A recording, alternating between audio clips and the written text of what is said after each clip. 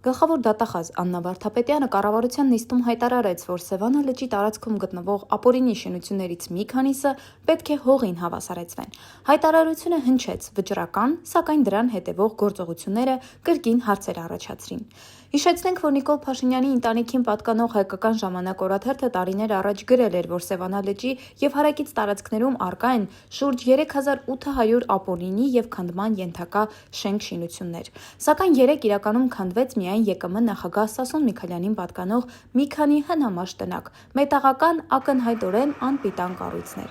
Մինչդեռ ըստ Ժողովուրդ օրաթերթի իրազեկ աղբյուրների Աննա Վարդապետյանի կողմից հիշատակված մյուս խոշոր օբյեկտները ՀՀ նախկին ոստիկանապետ Վլադիմիր Գասպարյանի առանձնատունը և Հայաստանի ֆուտբոլի ֆեդերացիայի նախկին նախագահ Ռուբեն Հայրապետյանին պատկանող Հարսնաքար համալիրը չեն քանդվելու ամբողջությամբ։ Ժողովուրդը իր իրազեկ աղբյուրներից տեղեկացավ, որ Հարսնաքար համալիրից նախատեսվել է քանդել ընդամենը 2-3 քոթեջ, իսկ հիմնական շենքի մասով քննարկվում են այլ սցենարներ՝ այն պետականացնել, ծառայեցնել այլ նպատակների կամ վաճառել։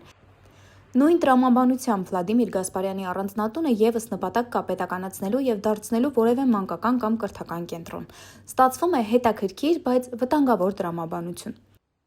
Ապօրինի շենքերը ապօրինի է այնքան ժամանակ, քանի դեռ պատկանում է նախկիններին, իսկ երբ սեփականատերը փոխվում է կամ օբյեկտը անցնում է պետությանը, ապօրինությունը վերածվում է օրինականության։ Մինչդեռ եթե շինությունը խախտում է օրենքը, այն պետք է քանդվի անկախ անունից, անցյալից կամ հետագա օգտագործման ծրագրերից։ Իսկ եթե այն ենթակա չէ քանդման, ապա հարց է առաջանում՝ ինչու է այն տարիներ շարունակ համարվել ապօրինի։